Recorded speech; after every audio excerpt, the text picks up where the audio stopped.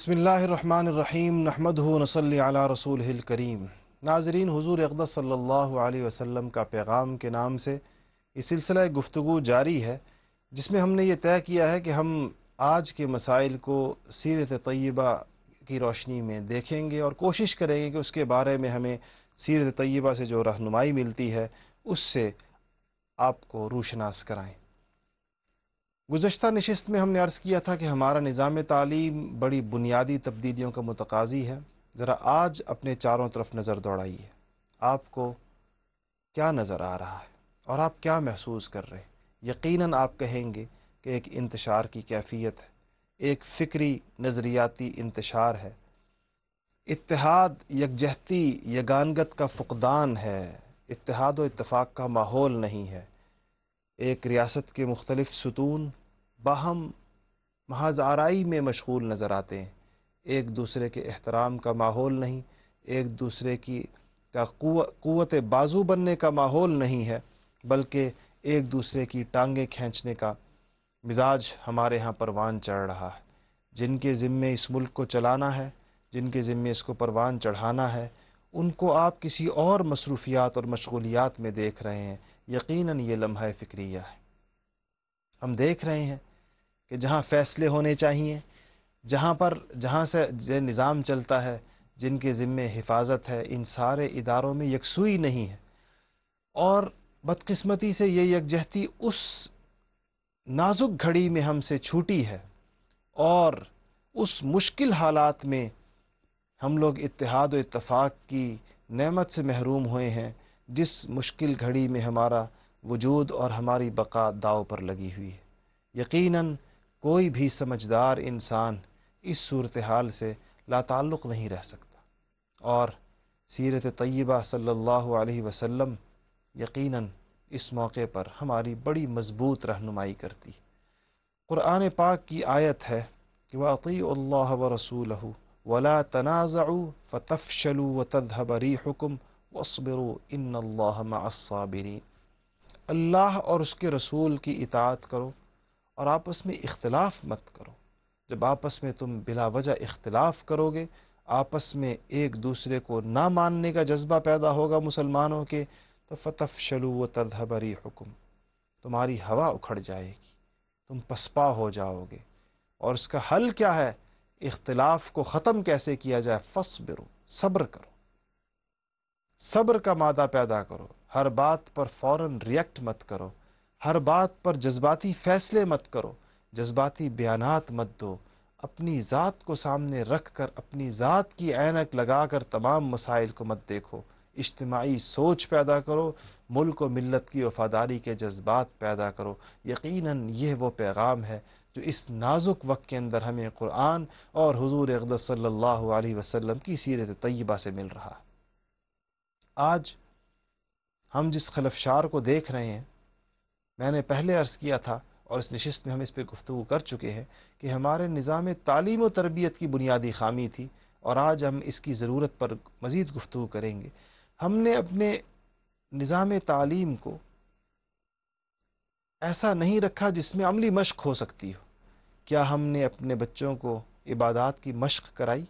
کیا ہم نے کبھی ان کو اسلامی معاملات کی مشق کرائی؟ کیا کبھی ہم نے ان کو اخلاقیات کی مشق کرائی؟ کیا کبھی ہم نے ان کو پڑوسیوں سے حسن سلوک کی مشق کرائی؟ یہ چیزیں فقط پڑھانے کی نہیں، یہ مشق کرانے کی ہوتی۔ کیا ہم نے کبھی ان کو اتحاد اور اتفاق کے ساتھ رہنے کی تربیت دی باقاعدہ؟ آج اس تربیت نہ پائے ہوئے لوگ ہمارے مختلف اداروں پر فائز ہیں، ایک ایک ادارہ سسک رہا۔ گزشتہ دنوں میں یہ خبریں آپ نے پڑھی ہوں گی کہ جس ادارے کو چلانے کے لیے 24-25 ہزار افراد کافی ہیں، اس ادارے میں سوا لاکھ تک لوگ بھرتی کیے گئے۔ یہ قوم پر کیسا بوجھ ڈالا گیا، یہ قومی خزانے کو کیسے بے دردی سے لوٹا جا رہا ہے۔ کبھی بھی یاد رکھیے گا، کبھی بھی اس مزاج کے ساتھ اور اس طبیعت کے ساتھ حالات سنور نہیں سکتے۔ ہمارے پاس ایک رستہ ہے، سنوار کا، سدھار کا ایک رستہ ہے، اور وہ حضور اقدس صلی اللہ علیہ وسلم کی سیرت طیبہ ہے۔ صحابہ کرام رضوان اللہ تعالی علیہم اجمعین بڑے عجیب طریقے سے حضور صلی اللہ علیہ وسلم کی باتوں کو محفوظ رکھا کرتے تھے۔ ایک صحابی فرماتے ہیں سیدنا عمرو بن العاص رضی اللہ تعالی عنہ کے سامنے انہوں نے یہ حدیث شریف پڑھی کہ تقوم الساعۃ والروم اکثر الناس، کہ قیامت قائم ہو جائے گی اور اس وقت رومی بڑی کثرت کے ساتھ دنیا میں موجود ہوں گے۔ تو حضرت عمرو بن العاص نے ان کو منع کیا کہ میں آپ کو پہلے بھی کئی بار منع کر چکا ہوں کہ ہماری ان سے جنگیں ہو رہی ہیں اور آپ ایسی باتیں کر رہے ہیں جس سے پتہ چلتا ہے کہ وہی لوگ ہوا کریں گے، اور اس سے مورائل ڈاؤن ہو رہا ہے، اس سے حوصلے پست ہوں گے مسلمان مجاہدین کے۔ تو انہوں نے کہا کہ اگر میں نے یہ بات حضور اقدس صلی اللہ علیہ وسلم سے خود نہ سنی ہوتی تو میں کبھی بھی نہ کہتا۔ میں نے خود حضور اقدس صلی اللہ علیہ وسلم سے یہ بات سنی ہے کہ تقوم الساعۃ والروم اکثر الناس، کہ قیامت قائم ہو جائے گی اور سب سے زیادہ رومی اس زمانے میں ہوا کریں گے۔ تو پھر سیدنا عمرو بن العاص نے بڑی عجیب بات ارشاد فرمائی۔ انہوں نے کہا کہ ان میں 4 خصلتیں ایسی ہیں جس کی بنیاد پر اللہ تعالیٰ نے ان کو دنیا میں بقا اور دوام دیا ہوا۔ یاد رکھیے گا کہ قرآن پاک کی ایک آیت نے ایک عجیب ابدی اصول بیان کیا ہے، اور اس میں یہ پتہ چلتا ہے کہ اللہ تعالیٰ کن قوموں کو دنیا میں عروج اور بقا سے نوازتے ہیں کہ فَأَمَّا الزَّبَدُ فَيَذْهَبُ جُفَاءً، کہ جو سمندر کا جھاگ ہوگا، جھاگ کی طرح کی چیز ہوگی، وہ چلی جائے گی، وہ رکے گی نہیں۔ وَأَمَّا مَا يَنْفَعُ النَّاسِ، اور جو چیز لوگوں کی نفع کی ہوگی، لوگوں کے فائدے کی ہوگی، وہ زمین پر رہے گی، وہ زمین کے اوپر اس کا وجود برقرار رہے گا۔ اسی آیت مبارکہ سے ملتا جلتا ایک مفہوم سیدنا عمرو بن العاص نے فرمایا کہ 4 خصلتیں ان میں ایسی ہیں کہ جس کی بنیاد پر ایسا لگتا ہے کہ اللہ تعالیٰ اسی وجہ سے ان کو زیادتی اور بڑھوتری ان کو نصیب فرمائیں گے، یہ لوگ زیادہ ہو جائیں گے۔ پہلا اصول بیان فرمایا کہ انہم لاسرع الناس کرۃ بعد فر، انہم لاسرع الناس کرۃ بعد فر، کہ یہ لوگ اگر ایک دفعہ پچھاڑ بھی دیے جائے، اگر ایک دفعہ ان کو شکست بھی ہو جائے تو دوبارہ اپنے اعصاب بحال کر کے دوبارہ اپنے محاذ کے اوپر واپس لوٹنے میں ان کو دیر نہیں لگتی۔ مطلب ان کے ہاں مایوسی نہیں پھیلتی، ان کے ہاں یہ معاملہ نہیں ہوگا کہ اگر ایک دفعہ کچھ شکست ہو گئی ہے، اگر ایک دفعہ معاملہ ڈھیلا ہو گیا تو سب لوگ اس کے نتیجے میں مایوس ہو کر بیٹھ جائیں۔ ہمارے لیے اس میں بڑا سبق ہے آج کے حالات میں، کہ آج کے حالات میں ہمیں مایوس نہیں ہونا، قوم کو مایوس نہیں ہونے دینا، لوگوں کو مایوس نہیں ہونے دینا۔ یہ اولین ذمہ داری ان لوگوں کی ہے جو قیادت کے منصب پر فائز ہے، کہ وہ قوم کو کبھی مایوس نہ ہونے دے صورت ہے۔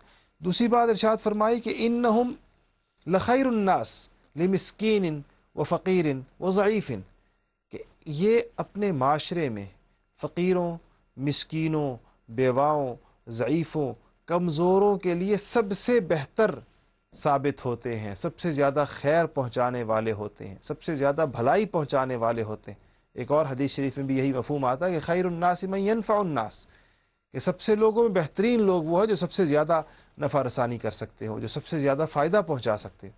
اور آپ نے واقعتاً دیکھا ہوگا کہ آج مغربی ممالک نے رفاہی اداروں کی شکل میں، انسانیت کی فلاح و بہبود کی شکل میں بڑے مضبوط اور مستحکم اداروں کی بنیاد رکھی ہے، جس کے نتیجے میں وہاں پر لوگوں میں جذبہ زیادہ بہتر طریقے سے پیدا ہوا ہے، اور ان کی یہ خدمت اپنے اپنے عزائم اور اپنے اپنے ارادے لے کر، جس میں یقیناً ان کے مفاد کی ہی چیزیں ہوں گی، کبھی ہمارے مفاد کی چیز نہیں ہوگی۔ آج ان کے 20 ادارے اور 20 NGOs اس ملک میں کام کر رہی ہیں، جو یقیناً مغربی ایجنڈوں کی تکمیل کر رہی ہیں۔